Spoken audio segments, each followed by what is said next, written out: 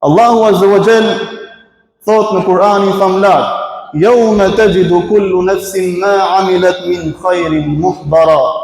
Atë ditë çdo njeri, çdo punë të mirë që ka bërë, do ta gjejë para vetes së tij ditën e gjykimit. Ndërsa ai njeri që ka bërë punë të keqe, të ligë, jo të hajrit, ai do të dëshirojë që mes tij ditën e gjykimit të keqes që ka bërë të jetë një distancë shumë e madhe. Wa yuhadhdhirukumullahu nafsa, dhe Allahu e paralajmëron njeriu ndaj dëshkimit të tij. Wallahu raufun bil ibad. Në të vërtetë që Allahu është i butë dhe i mëshirshëm me robërit e tij. Çdo të mirë që ne bëjmë në këtë botë padyshim do ta gjejmë para vetes tonë ditën kur ne të japim llogari para Allahut Azza wa Jalla. Çdo të keqe do ta gjejmë po ashtu para nesh të nderuar besimtar. Allahu thot: "Ju paralajmëroj nga dëshkimi im, dhe Allahu është i butë dhe i mëshirshëm me robërit e tij." Kur flet Zoti në fakt që në këtë botë në Kur'anin famlar për dëshkimin e tij të dhimbshëm, të ashpër, në fakt kjo është mëshirë për gjithë secilin prej nesh, është mëshirë nga ana e Zotit që na paralajmëron që në këtë botë sa jemi gjallë, që njeriu të reflektojë, të pendohet dhe të kthehet tek Zoti i gjithësisë me pendim dhe duke i nënshtruar Allahut Azza wa Jall, dhe duke i nënshtruar madhështisë së Zotit të botëve, dhe padyshim që Allahu është i butë dhe i mëshirshëm me robërit e tij, thot Allahu Azza wa Jall. Ditën e gjykimit, thot në një hadith profeti alayhis salam: "Yunadi rabbukum ya ibadi innama hiya a'malukum uhsiha lakum." O robërit e mi, këto janë punët tuaja që ju keni bërë në atë botë, dhe unë thjesht po ju prezantoj, po ju numëroj një me një ato punë që ju keni bërë në botën e përkohshme, në jetën e kësaj bote.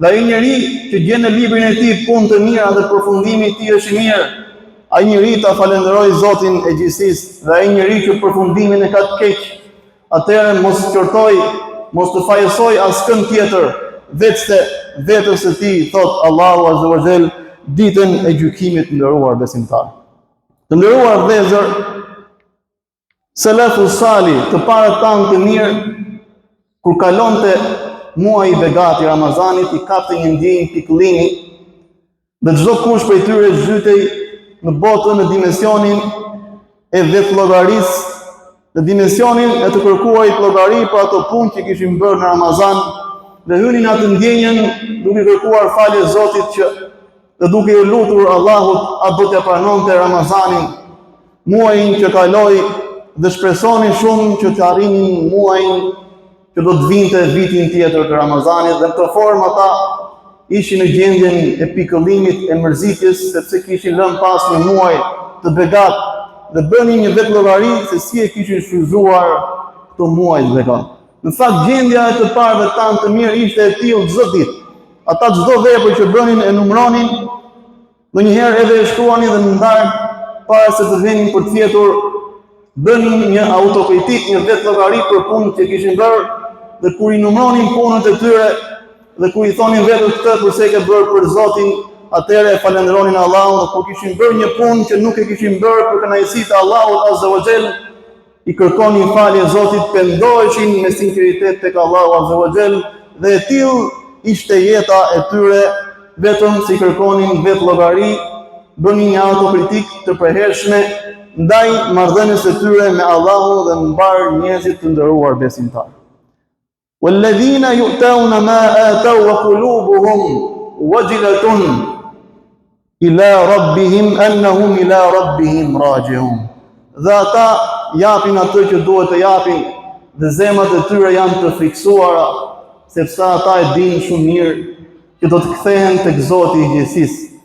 Ulaika yusari'una fil khairati wa hum laha sabiqun. Ta nxitojnë, ngarojnë për të bërë vepra të mira, dhe përballë veprave të mira këtyre asnjëri nuk e kalon, gjithmonë janë të parë. Aisha radhiyallahu anha pyet profetin alayhis salam në lidhje me këtë ajet. Ata që japin atë që duhet të japin dhe zemrat e tyre janë të friksuara, sepse ata e dinë që një ditë do të dalin para Zotit, do të kthehen tek Zoti i tyre. Dhe i thot: o i dërguar i Allahut, a është ky ajet për ata njerëz që pinë alkool edhe që vjedhin? Profeti alayhis salam i thotë jo, ja binti Siddik, o bia e Siddikut e Ebu Bekrit. Ky ajet bën fjalë për ata njerëz që agjërojnë, që falin namazin, që japin lëmosh dhe kanë frikë se ju janë pranuar veprat e tyre tek Zoti i gjithësisë, tha profeti alayhis salam, dhe këta nxitojnë për të bërë vepra të mira, të kenë sa më shumë vepra të mira, sepse pranimin e veprave të mira e di vetëm Zoti i gjithësisë, dhe gjithmonë jetonin në frikë se Zoti nuk do t'ia pranonte punën që ata kishin bërë, dhe kjo tregon sinqeritetin e sahabëve të nderuar radhiyallahu anhum ajma'in. Allahu qoftë i kënaqur me gjithë ato brez të ardhë, me gjithë ato nxënës të profetit ton dashur Muhamedit sallallahu alaihi wasallam. Të nderuar besimtar. Të nderuar besimtar, adhurimi, koncepti i nënshtrimit ndaj Zotit ton Allahu azza wa jall, që ai është Zoti i gjithë muajve, i gjithë viteve, i gjithë jetës tonë. I çdo gjëje ai është mbreti i çdo gjëje. Wa'bud rabbaka hatta ya'tiyaka al-yaqin. Dhe adhuroje Zotin tënd derisa të përballesh me të vërtetën, me vdekjen tënde, thot Allahu, i thot i drejtohet çdo besimtari, çdo njeriu. Dhe adhurimi jon ndaj Allahut mbyllet në momentin që ne e dorëzojmë shpirtin ton ndaj melekut të vdekjes, ndaj angjullit të vdekjes, dhe nis rrugtimi ynë për në botën e përtejme. Dhe ajo që duhet të synojë çdo besimtar pas muajit begat Ramazanit është që atë mirësitë madhe që e përjetojë në Ramazan ta def në praktik edhe jashtë Ramazanit, dhe të vazhdojë të jetë i nënshtruar dhe të adhurojë Zotin e botëve, Allahun azza wa jall. Të nderuar besimtar, është më së natyrshme që njeriu pas Ramazanit të ketë një rënje në aspektin e punëve të mira dhe në aspektin e veprave që ai bën, sepse Ramazani është një muaj i bekuar, plot mirësi, që hapën dyert e qejve, hapën dyert e xhenetit, mbyllen dyert e zjarrit të xhenemit dhe pengosen gjajt e mallkuar, dhe njeriu është përballë me veten e tij, dhe pas Ramazanit kthehet sprova e jetës. Dhe padyshim që njeriu nuk mund të jetë në një gjendje ashtu siç ka qenë në Ramazan, dhe kjo duhet të parë si diçka shumë e natyrshme. Një histori e ngjashme ndodh me një sahabi të nderuar me Handala radhiyallahu anhu. Një ditë ky sahabi i nderuar, ky shok i profetit ton alayhi salam, një ditë del në rrugë dhe në zë të lartë thoshte një fjalë të çuditshme, por në fakt në fund del që ai tregonte një sinqeritet të jashtëzakonshëm, të nderuar besimtar. E do të shohim, do të përmendim pak edhe vdekjen se si ka ndruar jetë ky sahabi i nderuar. Të nderuar vëllezër, ky njeri shkon dhe në mes të rrugës në zë të lartë thoshte një fjalë, nafaqa Handala. Handalai përmendte emrin e tij dhe thotë, është bërë hipokrit, është bërë dy fytyrësh, një shok i profetit alayhis salam. Dhe thotë në zë të lartë, dhe kur ecën, këtë fjalë e dëgjon edhe Ebu Bekri dhe i thotë, ki frikë Zotin, çfarë po thua? Çfarë është kjo fjalë? Që ti thua vetes je hipokrit, je dy fytyrësh. Dhe i thotë, më dëgjoj Ebu Bekri. Njeriu më të afërt profetit alayhis salam, shokut më të ngushtë, ishte Ebu Bekri radhiyallahu anhu, dhe i thotë Handalait, kur jemi bashkë me profetin alayhis salam, dhe ai më fjalë ëmbël, ai fytyrë buzëqeshur, i më i dashur, i më i butë, me ne na flet për xhenetin, dhe ne na duket sikur e kemi xhenetin para syve. Dhe kur na flet për ndëshkimin e zjarrit të xhenemit, ne friksohemi aq shumë kur jemi pranë tij, dhe besimi ynë është shumë i fortë, shumë i madh, shumë i rritur. Jemi shumë të lidhur me Zotin e botëve. Dhe kur largohemi nga profeti alayhis salam dhe shkojmë në familjet tona, tek bashkëshortja, tek fëmijët, nuk jam të njëjtën gjendje që jam tek profeti alayhis salam, dhe zhytëm në atë angazhimin e jetës time dhe thash, unë nuk qënë kam i njëjtë. Jam ndryshe kur jam me profetin dhe jam ndryshe kur jam me familjen time, dhe thash, unë qënë kam dy fytyrësh. Ebu Bekri radhiyallahu anhu thotë, pash Allahun, edhe unë i till jam. Edhe unë që kam dy fytyrësh, thotë Ebu Bekri radhiyallahu anhu.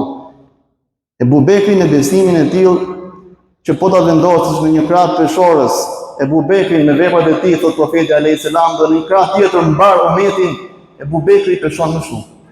Veprat që ai ka lënë, karakteri që ai kishte, sakrifica që ai bëri për të lartësuar emrin e Allahut azza wa jall peshon më shumë ti, thot profeti sallallahu alaihi wasallam. Dhe bashkërisht shkojnë tek profeti alayhis salam dhe i tregojnë çfarë kishte ndodhur dhe shkurtimisht profeti alayhis salam i thot me buzëqeshje: "Ja Handala, sa'a wa sa'a." Kjo është diçka e natyrshme, thot. Sikur ju të vazhdoni të ishit në të njëjtën gjendje siç jeni pranë meje, atëherë melekët do të ecin poshtë këmbëve tuaja nga frikë respekti që do të tregonin për ju, i thot profeti alayhis salam, por ju jeni njerëz.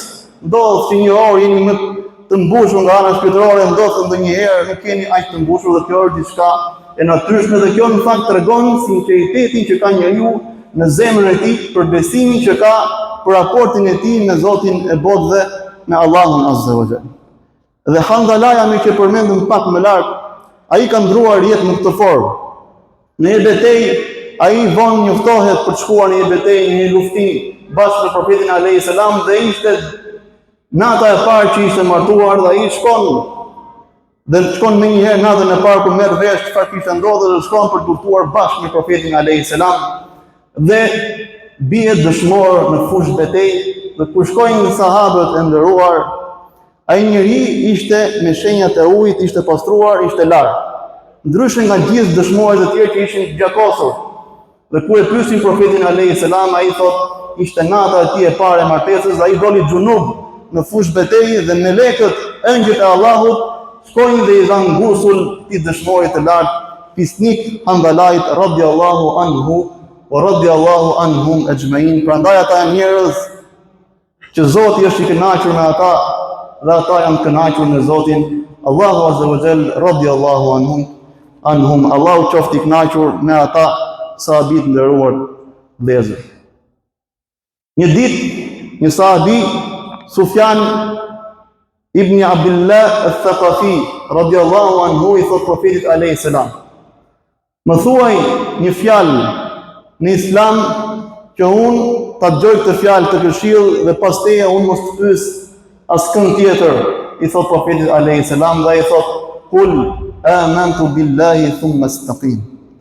Thuaj, unë besoj Zotin, unë besoj Allahun fuqiplot, dhe je i qëndrueshëm në këtë deri në fund, thot profeti alayhis salam. Fjalë shumë e lehtë, por fjalë shumë e vështirë për të jetuar nderuar besimtar. Dhe gjëja më e vështirë në jetë është njeriu të jetë i qëndrueshëm në jetë përballë çdo lloj situate, përballë adhurimit të Allahut azza wa jall, të çojë gjitha në vend detyrimet, farzët që ai ka, dhe të hiq dorë nga gjitha gjërat që Zoti e ka bërë ndaluara. Të jetë i qëndrueshëm përballë përgjegjësisë tij me prindrit, me bashortën, me edukimin e fëmijëve, të jetë përgjegjës dhe i qëndrueshëm përballë përgjegjësisë tij në raport me fenë e Zotit, në raport me kontributin që ai do të japi për të lartësuar emrin e Allahut azza wa jall, dhe kjo është gjëja më e vështirë. Kjo është ajo gjë që duhet sunojmë ne të gjithë nderuar besimtarë. Prandaj në çdo rekat që ne i falemi Allahut azza wa jall, çfarë themi bashkërisht në numrin shumës: ihdinas siratal mustaqim. O Zot, na udhëzo në rrugën e qëndrueshme, në rrugën e drejtë. Dhe çfarë është kjo rruga e drejtë që ti i ke dhënë shumë mirësi? Është rruga e profetëve, është rruga e besnikëve, është rruga e dëshmorëve, dhe është rruga e njerëzve të mirë. Dhe sa shoqërim i mirë është të jesh në rrugën e tyre, thot Allahu azza wa jall. Prandaj në fund themi bashkërisht amin, sepse kjo është gjëja më e vështirë për të arritur, dhe është gjëja që duhet të synojë çdo besimtar, që ai të jetë i qëndrueshëm në fenë e tij, në fenë e Allahut azza wa jall. Innal ladhina qalu rabbuna Allahu thumma istaqamu. Ata, në të vërtetë ata që thanë që Zoti ynë është Allahu dhe besuan tek Allahu dhe u treguan të qëndrueshëm, tatanazzalu alayhimul malaikatu alla takhafu wa la tahzanu wa abshiru bil jannati allati kuntum tu'adun. Ata në të vërtetë që besojnë Allahun dhe janë të qëndrueshëm në këtë gjë, pra janë të përhershëm në besimin e tyre dhe në veprat e tyre, për këta njerëz zbresin engjëjt e Allahut azza wa jall dhe i thonë: mos u friksoni, mos u pikëlloni, por përgëzohuni me xhenetin që ua premton Zoti juaj. Ne jemi miq tuaj në këtë botë, përkrahasit tuaj në këtë botë, do të jemi edhe përkrahasit tuaj që ju duheni, që ju keni më shumë nevojë ditën e gjykimit, do të jemi po ne përkrahasit tuaj në atë vend që ju do të keni çfarë të dëshironi dhe çfarë të kërkoni nga Allahu Azza wa Jalla. Qëndrueshmëria e çon njeriu drejt madhështisë së Zotit, drejt përfundimit mirë që është falja Allahut, mëshira Allahut Azza wa Jall dhe vend takimi i madh para Allahut ditën e gjykimit dhe vend strehimi më i mirë që është xheneti i përjetshëm të nderuar besimtar.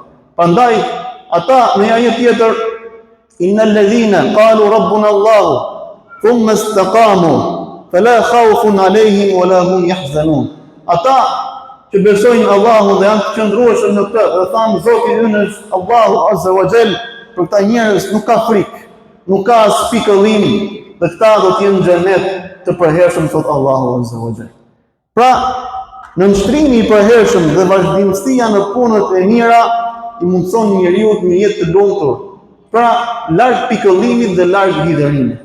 Qofse je ngarkuar në jetën tënde, i pikëlluar, i hidhëruar me stres, me ngarkesë psikologjike, atëherë shiko mënyrën se si ti po jeton në raport me Allahun Azza wa Jall, me nënshtrimin ndaj tij dhe me adhurimin ndaj tij të nderuar besimtar, sepse adhurimi mbyllet kur ne e dorëzojmë shpirtin Allahut Azza wa Jall të nderuar besimtar.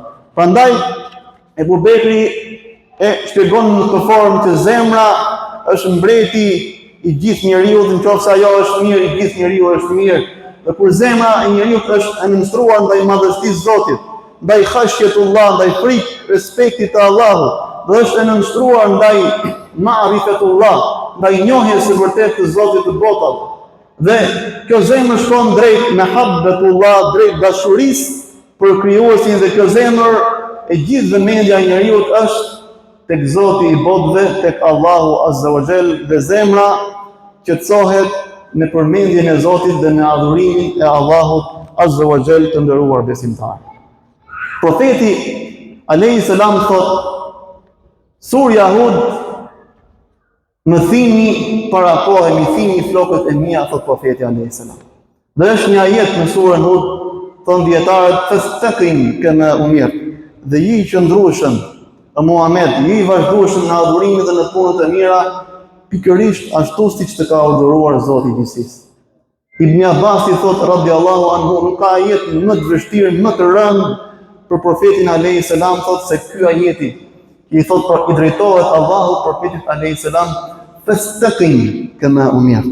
Dhe çdo kush prej nesh duhet i thojë vetes, je i qëndrueshëm o njeri, o filan, ashtu siç dëshiron Zoti, ashtu siç ka urdhëruar Allahu Azza wa Jall. Prandaj tregohu syçel përballë provave kalimtare të kësaj bote të përkohshme, dhe je i qëndrueshëm dhe kënaq, shko syno kënaqësinë e Zotit të botëve, sepse Allahu Azza wa Jall, nëse i ke kënaqur Zotin, ai ka ndorë zemrat e gjithë njerëzve, dhe nëse ke Zotin, dhe çfarë dëmi të vjen sikur i ke njerëzit kundër, por nëse ke njerëzit mirë për ty, çfarë dëmi ke bërë vetes nëse ke kundër teje Allahun Azza wa Jall. Në një transmetim tjetër thot surja Hud wa akhawatuha, në plaku i thini flokët para kohë, që është surja Waqia, që është surja Mursalat, që është surja Amma yatasaalun, dhe surja Idha shamsu kuwirat, dhe janë sure në Kur'anin famlar që flet për ditën e gjykimit, për ndodhit që do të përballen njerëzit ditën e gjykimit me ato gjendje të jashtëzakonshme, shumë të sikletshme, shumë të frikshme që do të kenë të gjithë njerëzit. Dhe këto sure në thinjen para kohë, thot profeti alayhi salam, për gjendjen, për llogarinë që çdo kush do të jap para Allahut Azza wa Jall. Allahu na mundsof që të largohemi me iman të shëndosh dhe me vepra të mira. E habbul amali ila Allahi adwamuha wa in qalla, thot profeti alayhi salam. Punët më të dashura tek Zoti i gjithësisë janë ato punë që bëhen në mënyrë sistematike dhe në mënyrë të vazhdueshme. Njeriu shkon pas farzeve dhe heq dorë nga haramet, por këto gjëra ai bën vazhdimisht gjatë gjithë jetës së tij. Pak, por është sistematik. ka një jetë të programuar. Ka që herë do të shkojnë në xhami, do të bëj punë, do të dalë me familjen time, do të çoj fëmijët në shkollë, dhe ka një jetë programuar dhe ai përballë përgjegjësive ndoshta mund të bëj pak, por i bën në mënyrë sistematike dhe kjo gjë është shumë e dashur tek Zoti i gjithësisë. Pra njeriu vazhdoi në një jetë të qëndrueshme dhe me një karakter të qëndrueshëm përballë besimit të tij dhe përballë të gjitha përgjegjësive dhe përballë veprave të mira që duhet bëjë njeriu dhe largimit ndaj të keqes të nderuar besimtar. Profeti jon i dashur alayhi salam thot: "La yastaqimu imanu 'abdin hatta yastaqina qalbu." Nuk ka për të qenë i qëndrueshëm besimi i robit përderisa të jetë zemra e tij e qëndrueshme, thot profeti alayhi salam. Pikërisht zemra është organi që jep të gjitha ndjesitë shpirtërore shpirtit të njeriu. Do të thotë që njeriu nuk ka besim të qëndrueshëm përderisa zemra e tij të rrahë fort, të ndjejë madhështinë e Zotit. Që jeta e tij të flasë vetëm për dashurinë e të madhit Zot, për dashurinë e Allahut Azza wa Jall. Dhe punët që ai bën të flasi zemra e tij dhe çdo gjë që ai ndjen, që ai flet, të flasi zemra e tij, ndjenjat e zemrës, sepse ndjenjat e zemrës tregojnë sinqeritet të nderuar besimtar. Wala yastaqimu qalbuhu hatta yastaqina lisanu. Dhe zemra e tij nuk ka për të qenë e qëndrueshme, nuk ka për të qenë në mënyrë të vazhdueshme me këto ndjenja kaq të bukura, përderisa gjuha e tij të jetë e qëndrueshme, thot profeti sallallahu alaihi wasallam, të nderuar besimtar. Pa gjuha e folura e njeriu është përkthyesi i ndjenjave që ka njeriu në zemrën e tij, në shpirtin e tij. Njeriu ato fjalë që i nxjerr nga goja e tij, padyshim që në të shumtën e rasteve ato fjalë janë fjalë që vijnë nga zemra e tij. Edhe pse shumë herë, shpesh herë njeriu mund të thojë që unë bëra shaka, se kisha për këtë qëllim, por fjalët që dalin nga goja e njeriu janë fjalë përgjithsisht që dalin nga zemra e tij dhe gjuha është përkthyesi më i sinqert i zemrës dhe i shpirtit të njeriu. Pra gjuha është një përgjegjësi e madhe përballë Allahut Azza wa Jall. Çdo ditë të gjitha organet e profetit alayhi salamit i drejtohen gjuhës dhe i thonë: "Kije frikë Zotin, se nëse ti je në rregull, të gjithë ne do të jemi në rregull." Muadh bin Jabali një ditë bashkë me profetin alayhi salam dhe me disa sahabin të tjerë e pyet profetin alayhi salam dhe i thotë: "Çfarë do të ndodhë me ne, o i dërguari i Zotit, kur ti të largohesh nga kjo botë? Çfarë pune do të bëjmë ne? Do të bëjmë xhihad dhe do të përpiqemi për të lartësuar fenë tënde dhe fjalën e Allahut Azza wa Jall?" Dhe profeti alayhi salam i thotë: "Po, kjo është një punë shumë e mirë, por ka diçka tjetër akoma më të mirë se kjo." Dhe Muadh bin Jabali i thotë: "A mos është sadakaja edhe namazi dhe agjërimi?" Profeti alayhi salam i thotë: "Sadakaja, namazi dhe agjërimi janë punë shumë të dashura tek Zoti i gjithësisë, por ajo është diçka tjetër më mirë se këto." Dhe Muadh bin Jabali thuhet në transmetimin i përmend të gjitha punët e mira derisa në fund i thot profetit alayhi salam, dhe ai i kthen të njëjtën përgjigje dhe i thot: "Ka diçka tjetër më të mirë se kjo." Dhe i thot: "Më tregova dërguari i Zotit, çfarë është ajo punë tjetër më e mirë se kjo?" Dhe ai i thot: "Të heshtësh dhe kur të flasësh vetëm diçka të harit", i thot profeti alayhi salam. Dhe Muadh bin Jabali i thot: "O i dërguari i Zotit, do të japim llogari edhe për gjuhën tonë." Dhe profeti alayhi salam i rreh me dorën e tij në shenjë shakaje dhe i thot: "Allahu të dhënë të mira", dhe dorën e tij vendos tek gjuri i Muadh bin Jabalit: "Allahu të dhënë të mira." Ajo që i sfie i çon njerëzit më së shumti drejt xhehenemit është gjuha e tyre, thot profeti alayhi salam. Ajo që lartëson njeriu është fjala e tij, dhe ajo që e poshtron njeriu është po fjala e tij, të nderuar besimtar. Lutim Allahun Azza wa Jall që ta mundsojë një jetë fisnike, një jetë të qëndrueshme përballë urdhëresave dhe një jetë dinjitoze që ne të heqim dorë ndaj ndalesave të Allahut Azza wa Jall. Agjërimi nuk ka mbaruar me Ramazanin, por është një koncept i përhershëm në fenë e Allahut Azza wa Jall. 3 ditët e bardha të çdo muaji janor profeti alayhi salam i agjironte çdo muaj, çdo të hëndet e njëjtë ai agjironte çdo muaj profeti alayhi salam, dhe kur e pyetën pse agjiron ditën e hëndet e njëjtë, ai tha: "Ditën e hënë un kam lindur, dhe ditën e njëjtë më është bërë shpallja thot profeti alayhis salam, dhe thot ditën e hëndet ende prezantohen punët tek Allahu azza wa jall, dhe unë dua që të jem agjërueshëm kur punët e mia të shkojnë tek Zoti i botëve të nderuar besimtar. Jemi në muajin Shawwal dhe profeti alayhis salam na nxit dhe na thot: "Man sama Ramadana thumma atba'ahu sittan min Shawwal kana ka siyam ad-dahr."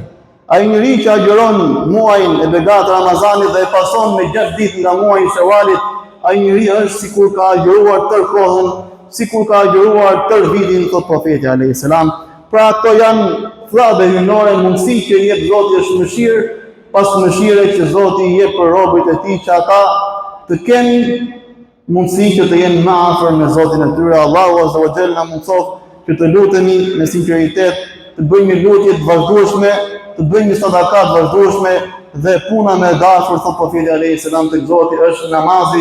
Prandaj të kemi një jetë të vazhdueshme, një raport të vazhdueshëm dhe të rregull me namazin tonë të nderuar besimtar, sepse është pyetja e parë që do ta bëhet në jetën e varrit, dhe ai njeri që e ka raportin mirë me namazin, çdo gjë tjetër, thot profeti alayhis salam, i vjen më lehtë në jetën e varrit dhe në ditën e gjykimit. Prandaj të rregullojmë raportin tonë me namazin, dhe raporti ynë me namazin është i përhershëm në çdo situatë. Nuk ka asnjë situatë në konceptin islam, në të gjitha mëdhëbet, që bie vlefshmëria e namazit. Në asnjë moment të jetës njeriu nuk rri pa namaz, nuk i lejohet mos falë namazin. Absolutisht në asnjë çast. 5 vaktet njeriu i ka detyrim deri ditën e gjykimit, dhe kjo gjë shkon deri në konceptin ku njeriu është i vetëdijshëm dhe e fal namazin shtrirë kur është sëmur në anë të shikimit të tij, dhe deri në këtë çështje e ka shkuar dietarët e fikut islam, e jurisprudencës islame të nderuar besimtar. Prandaj të jemi të qëndrueshëm, të lutemi Allahut ashtu siç i lutej profeti alayhis salam: "Ya muqallibal qulub, thabbit qulubana ala dinik wa ala ta'atik." O rrotullues i zemrave, forcoj zemrat tona në fenë tënde dhe në bindjen ndaj teje dhe në nështrimin ndaj teje.